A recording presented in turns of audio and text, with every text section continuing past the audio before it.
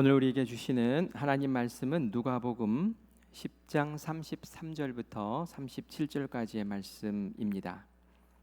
신약 누가복음 10장 33절로 37절까지의 말씀을 한 절씩 교독해서 봉독합니다. 어떤 사마리아 사람은 여행하는 중 거기 이르러 그를 보고 불쌍히 여겨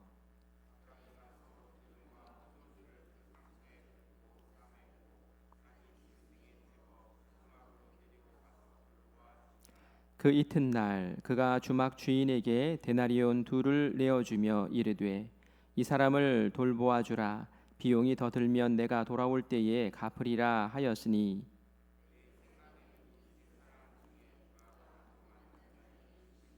함께 했습니다. 이르되 자비를 베푼 자니이다. 예수께서 이르시되 가서 너도 이와 같이 하라 하시니라. 아멘. 아멘.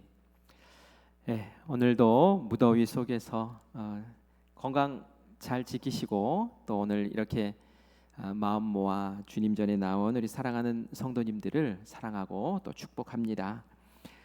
우리 수요 성화 예배는 계속 우리 전도에 대한 이야기를 하고 있죠. 우리 후반기에 우리가 영혼 구원하는 일에 좀 매진을 하려고 해요. 그래서 우리 같이 말씀을 보는데 때로는 반복되는 말씀도 있을 거예요.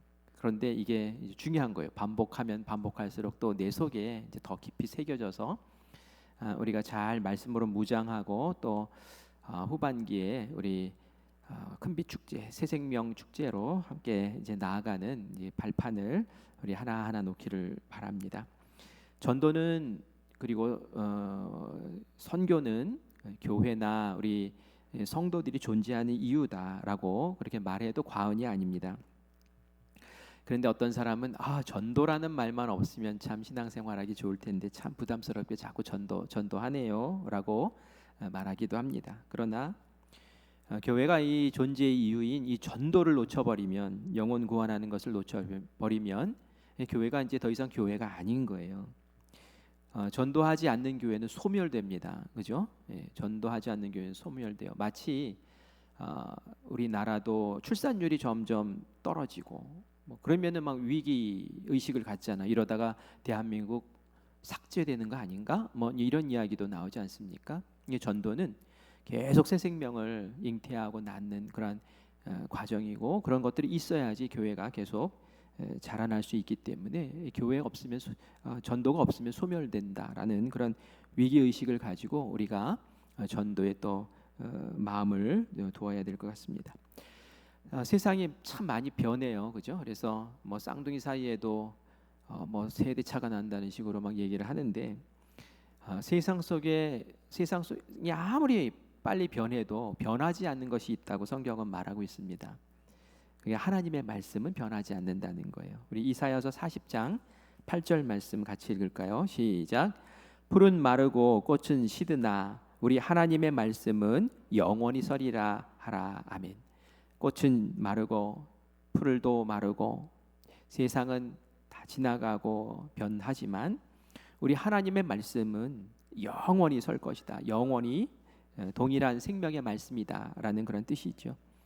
시대가 변해도 바뀌지 않는다는 거예요. 그래서 우리가 인생 길을 찾아 나갈 때에 성경 말씀 속에서 길을 찾아야 되는 거죠. 진리를 딱 붙잡고, 그리고 내가 나아가야 될 길, 또 우리 교회가 나가야 될 길, 이제 이걸 붙잡아야 되는 거예요. 그런데 성경은 건강한 교회, 또 신령한 교회, 그런 교회의 모습을 우리에게 말씀 속에서 알려줘요. 이런 교회 되면은 건강하고 또 신령하고 이 세상에 하나님께서 마음대로 쓰실 수 있는 그런 복된 교회야라는 그 표본을 진리처럼 우리에게 알려주죠. 그게 저는 이제 사도행전에서 나오는 예루살렘 교회입니다. 우리 사도행전 2장 47절에 사도행전에 나오는 예루살렘 교회의 모습이 어떤지 정리한 것을 한번 보겠습니다. 같이 읽습니다. 하나님을 찬미하며 또 온 백성에게 칭송을 받으니 주께서 구원받는 사람을 날마다 더하게 하시니라. 아멘. 기본적으로 예루살렘 교회에서는 하나님 찬미했어요. 하나님께 예배 드린다는 거예요. 예배는 기본이라는 거예요. 그리고 주변에 있는 많은 사람들이 이 예루살렘 교회를 보면서 칭송하더라는 거예요. 그래서 이 교회가 성도들이 칭송을 받았다라고 그렇게 나옵니다. 지역에 있는 사람들이 예수 안 믿는 사람조차도 교회를 보면서 칭송을 하는 거예요. 그런 칭찬받는 교회였다는 거죠. 그리고 구원받는 사람을 날마다 더하게 하셨다라는 걸 보니까 계속 그 새 가족들이 들어오고 계속 구원받는 영혼들이 들어와서 교회가 계속 그 성숙하게 성장하는 그런 모습을 보여주죠. 120명으로 출발해서 이 초기 예루살렘 교회는 하루에 3,000명, 하루에 5,000명씩 막 전도되고 그러면서 놀라운 부흥의 역사를 꾸준히 이뤄 나가는데요. 한 가지 문제가 있었어요. 한 가지 문제. 도대체 무슨 문제였을까요? 그것은 예루살렘 교회 성도들이 딱 예루살렘 지역에 있는 유대인에게만 복음을 증거했다는 거예요. 복음을 전하긴 전했어요. 그런데 예루살렘 안에서 그리고 유대인들에게만 복음을 전했다는 거죠. 왜 그랬을까요? 그들은 유대인으로서의 선민의식이 있었거든요. 하나님 우리 유대인만 사랑해, 우리 유대인만 구원받아야 돼, 이런 선민의식이 있었기 때문에 다른 외부로 나가지 않고 다른 이방인들에게 복음 전할 거 생각도 안 하고 그냥 우리끼리 이제 이렇게 되어 있었죠. 이때 하나님이 예루살렘 교회에 내리신 조치가 있었습니다. 그것은 다른 것이 아니라 박해를 허락하신 거예요. 하나님 박해를 막 주시면서 괴롭히고 막 그러시는 분은 아닐 거라고 생각해요. 사랑하는 자녀들에게 왜 그러겠습니까? 그러나 때로 잘못돼서 매를 들어야 될 때는 박해를 허락하세요. 다른 악한 것들의 박해를 그냥 하나님이 그냥 놓아두시는 거죠. 그래서 그들의 박해와 핍박조차도 사실은 하나님의 섭리와 하나님의 다스림 속에 있다라고 볼 수 있는데, 이때 다가왔던 예루살렘 교회에 왔던 박해가 뭔지 아시죠? 스데반 집사님이 돌 맞아서 순교하고 그리고 막 이제 예루살렘 교회 성도들을 잡아가서 핍박하고 이런 일들이 벌어지는데 하나님이 손대지 않으셨어요.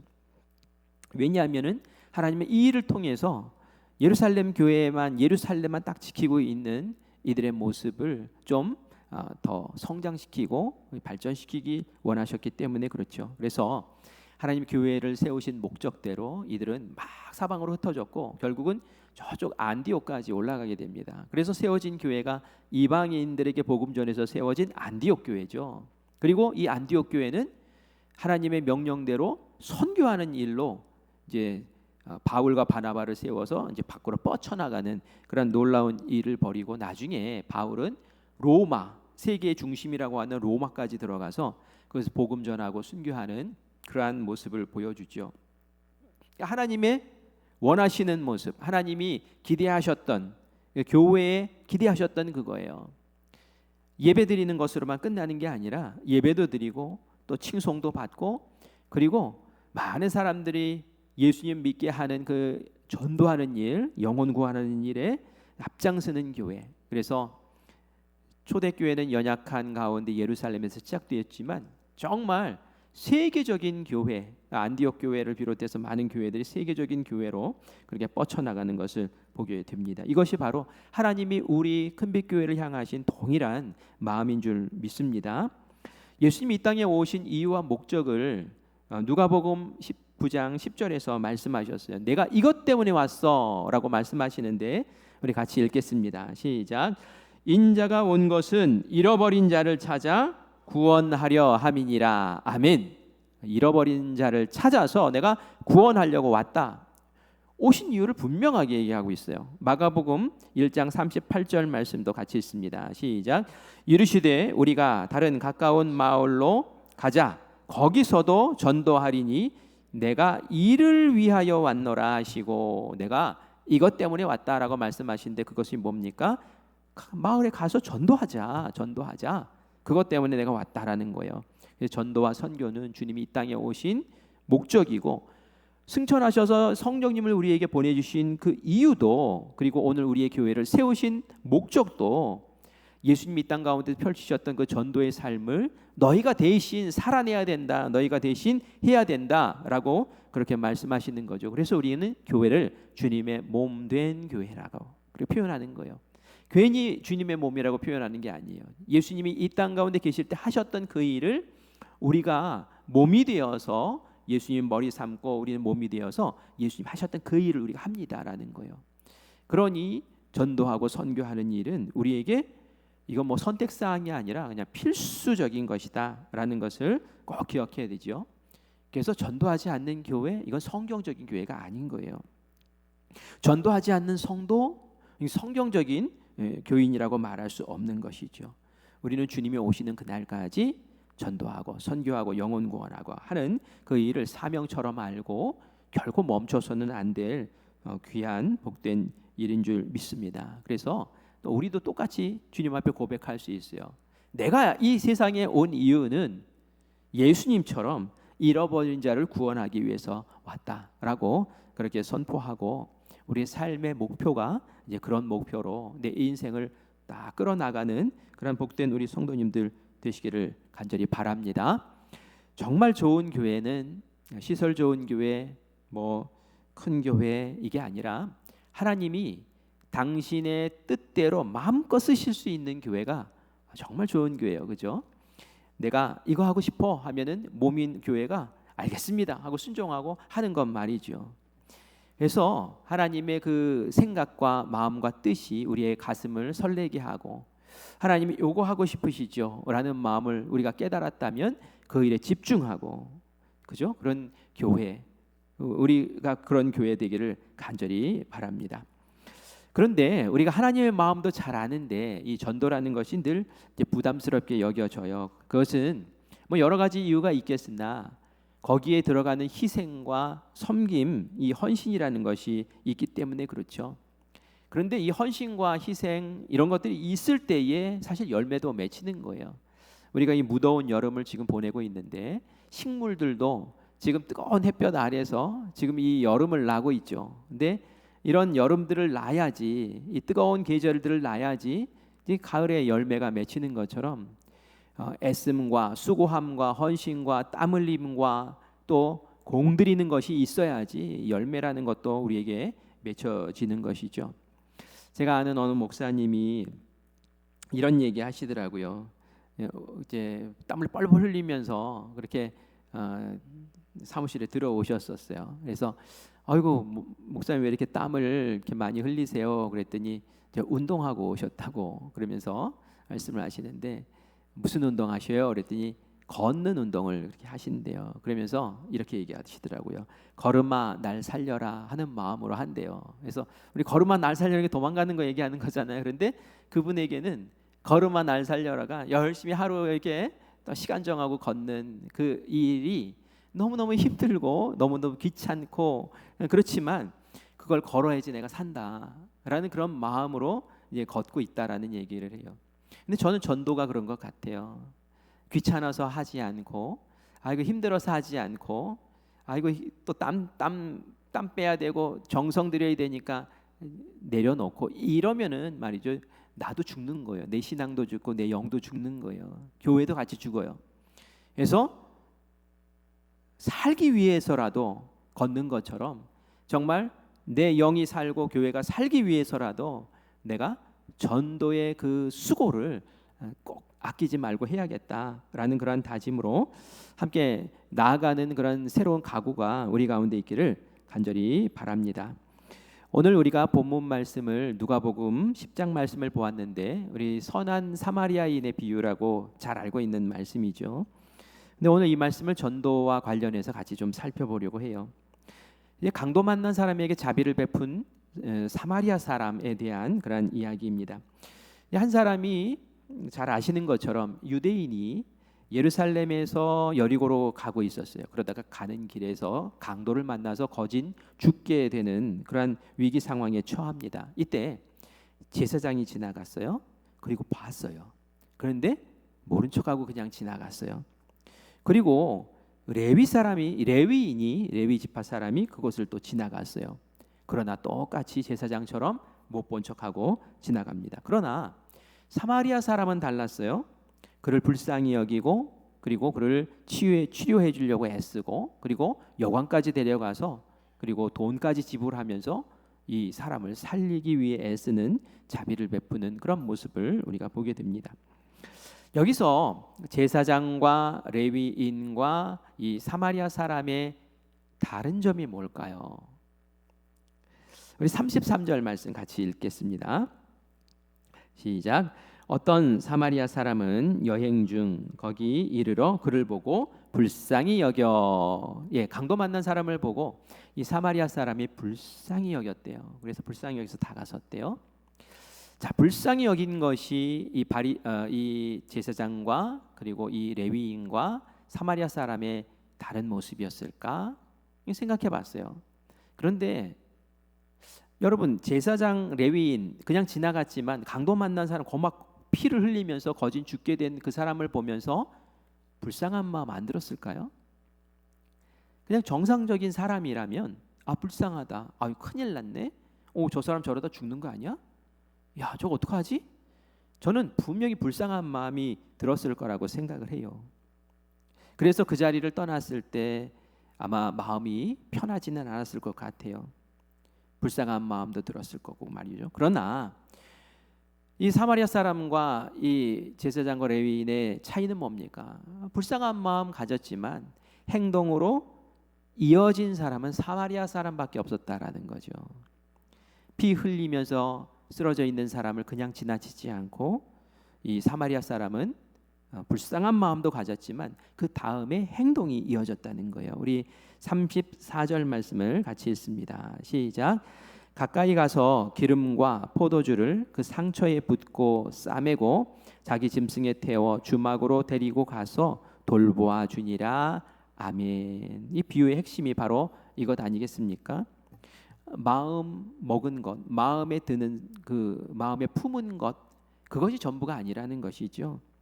이 마음에 품었다고 열매가 맺혀지는 게 아니라는 거죠.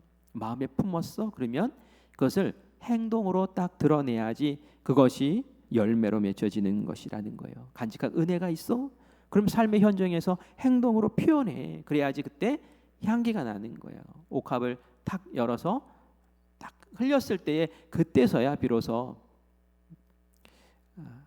향기가 진동하는 것처럼 말이죠. 제사장과 레위 사람은 예루살렘에서 여리고로 가는 길 아니었겠습니까? 그런데 왜 예루살렘 갔다가 여리고로 내려가는 걸까요? 상식적으로 이제 유추해 볼 때에 그 당시에 이제 예루살렘 성전에서 이제 하나님 앞에 대대적으로 이렇게 예배드리고 제사 드릴 때에는 그 제사장들이 조를 짜가지고 섬겼어요. 우리 점심 애찬 속회별로 조를 짜서 섬기는 것처럼 말이죠.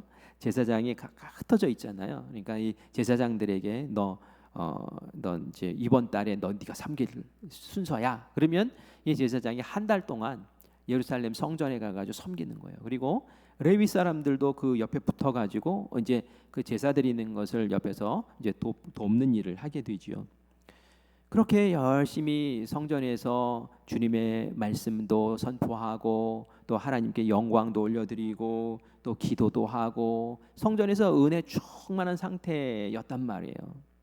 이 제사장과 레위인들은 그 한 달을 성전에서 보내면서 얼마나 그런 하나님의 마음으로 하나님의 은혜로 충만했겠습니까? 그런데 이들이 정작 사랑을 베풀어야 될 대상을 딱 만났을 때는 어떻게 했어요? 슬금슬금 도망가 버렸어요. 도망가기 바빴어요. 도대체 문제가 뭡니까? 이들에게 예배 열심, 예배 생활 열심, 기도 열심, 직분도 예배를 섬기는 그런 직분들, 누구보다 기도 많이 하고 은혜도 많이 받고 하나님 말씀도 잘 알아요. 그런데 단 하나의 문제는 뭡니까? 아는 것을 행동으로 실천하지는 않더라라는 거예요. 우리 37절 말씀 같이 읽겠습니다. 시작. 이르되 자비를 베푼 자니이다. 예수께서 이르시되 가서 너도 이와 같이 하라 하시니라. 아멘. 너도 모르는 거 아니잖아. 너도 다 알잖아. 너도 받은 사랑이 있고 은혜가 있잖아. 너도 불쌍히 여기잖아. 그런데 왜 안 해? 이렇게 물어보시는 거죠. 너도 그렇게 해봐. 그게 너희들에게 지금 필요한 거야. 그렇게 예수님이 딱 집어서 말씀을 해주십니다. 우리는 그리스도인으로서 도움이 필요한 사람들을 보면 불쌍한 마음이 생깁니다. 그런데 불쌍한 마음만 가지면 안 된다는 거죠. 저 사람 예수님을 알지 못해서, 하나님을 알지 못해서 참 딱하네. 저러다가 어떻게 될까? 이게 앞이 다 보이네. 그런데 아무것도 하지 않는다면은 지금 예수님이 말씀하시는 이 제사장과 레위인과 다를 바가 무엇이겠느냐는 것이죠. 이 사마리아 사람은 한 사람을 살리기 위해서 먼저 그에게 다가섰고 손을 내밀었고, 그리고 그가 살 수 있도록 여러 가지 도움을 아낌없이 부었어요. 자기의 시간도, 자기의 어떤 물질도, 그리고 하룻밤 같이 그 사람과 자주면서까지, 그리고 돈이 부족하면, 여비가 부족하면, 제가 여간비가 부족하면 다시 오는 길에 더 지불을 할 거라고, 그렇게 하면서 끝까지 책임지기 위해서 애썼던 그 모습을 말씀 가운데서 보여주죠. 그래서 우리가 이 사마리아 사람의 마음을 좀 배웠으면 좋겠다라는 거예요. 뭐 물질로도 구할 수 있고 정서적으로 도울 수 있지만 제일 소중한 게 뭡니까? 영혼 아니겠어요? 영혼 구원하는 것. 그 영혼하는 거, 구원하는 것에 우리가 그냥 아는 것으로, 머리에만 담아 있는 것으로 그거 중요하지라는 것으로 그치지 말고 그것을 삶의 모습으로 구체적으로 행하면서 그것을 하기 위해서는 시간도 들어요, 그죠? 그것을 하기 위해서는 물질도 들어요. 그것을 하기 위해서는 또 땀도 흘려야 돼요. 그것을 하기 위해서는 내 일도 잠깐 멈추고 또 해야 될 때가 있어요. 그러나 그런 애씀과 노력이 있어야지 한 영혼도 구원할 수 있다라는 것을 꼭 기억하고 그렇게 함께 나아가는 우리가 되기를 간절히 바랍니다. 그래서 전도에는 대가를 지불해야 된다라는 것이죠. 한 생명 구원하는 것이 그렇게 쉽지 않잖아요.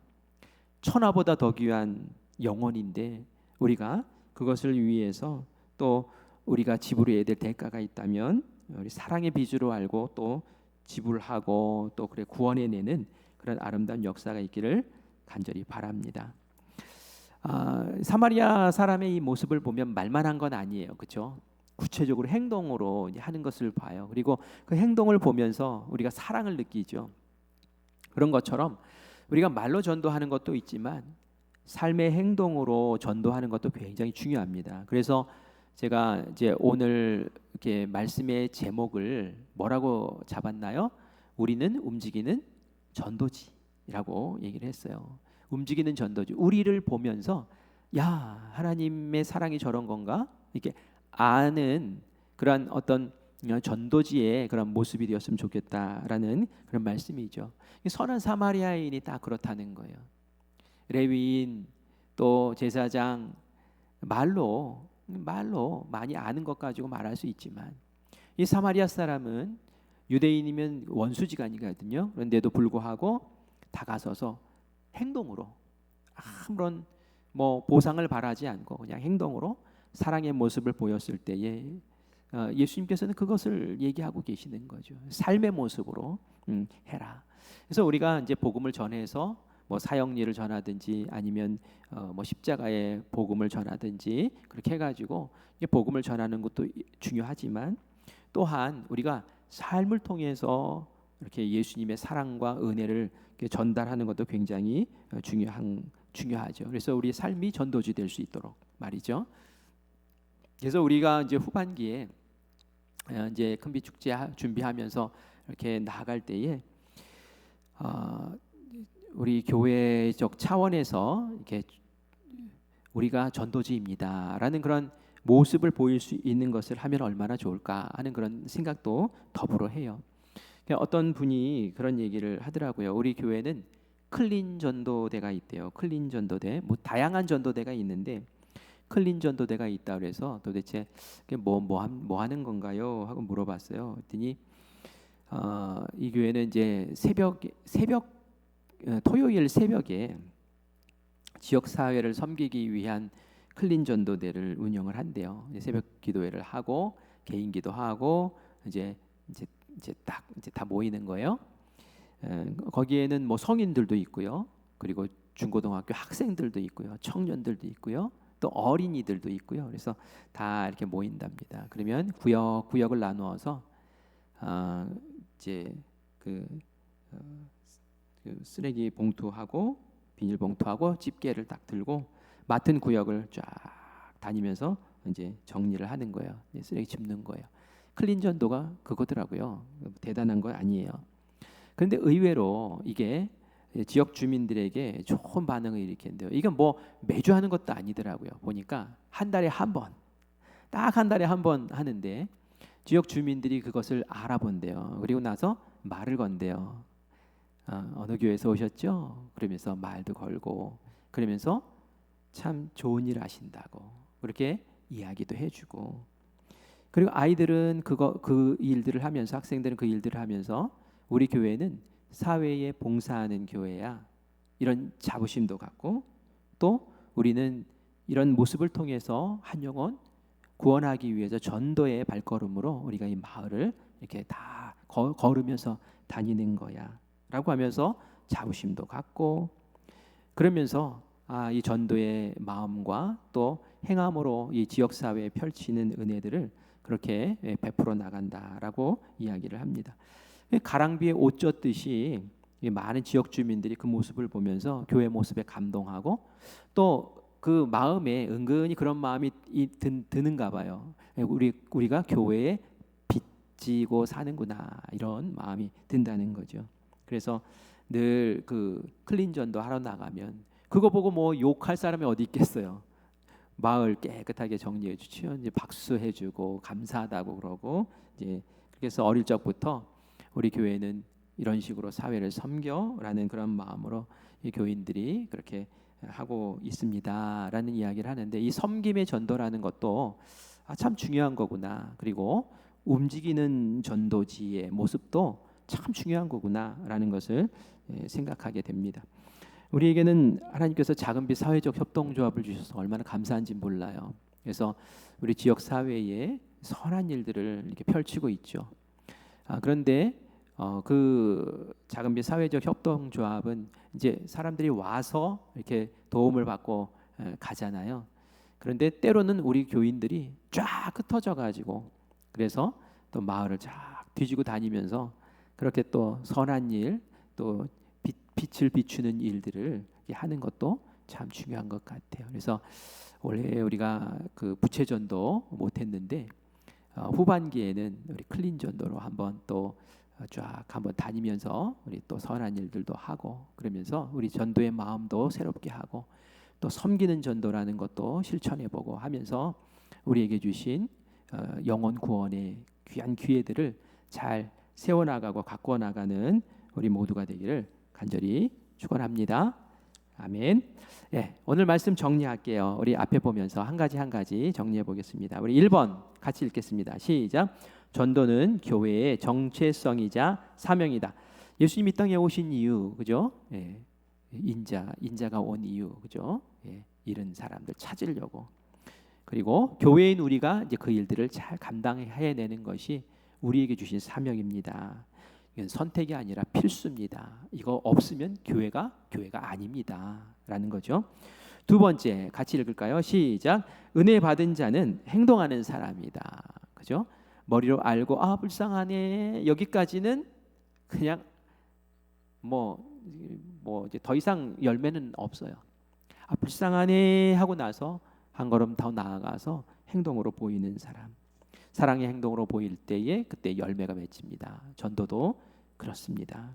자, 세 번째 같이 읽을까요? 시작. 전도는 삶으로 드러나는 것이다. 그래서 말로 하는 전도도 있지만 또 삶으로 드러내는 전도, 우리가 전도지 되는 전도, 그런 전도를 우리가 꼭 하는데, 우리 교회 전체적으로 하는 것도 있지만 또 내가 개인적인 삶의 영역을 통해서 너 교회 다니냐? 라는 이야기가 나올 정도로 우리의 생각과 말과 우리의 행동이 정말 전도지 같은 그런 귀한 모습으로, 향기 나는 그런 모습으로 그렇게 나아가는 우리가 되기를 간절히 바랍니다.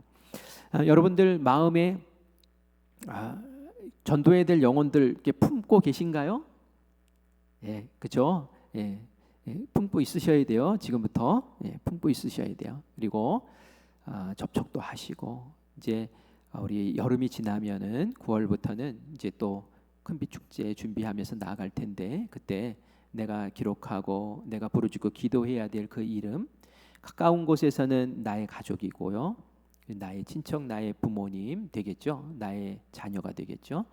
그리고 또 한 걸음 더 나아가서는 우리 교회의 낙심한 자들, 낙심해서 교회에서 발걸음을 멈춘 사람들 또 누군가 해서 또 같이 그리고 나의 동료들 이렇게 해서 딱 품고 우리 함께 기도하면서 꼭 한 영혼 구원해서 내 옆자리에 그 사람과 함께 앉아서 예배드리는 그러한 꿈을 가지고 비전을 가지고 우리 이 여름도 마음으로 준비하면서 그렇게 나아가는 그런 시간 되기를 간절히 축원합니다.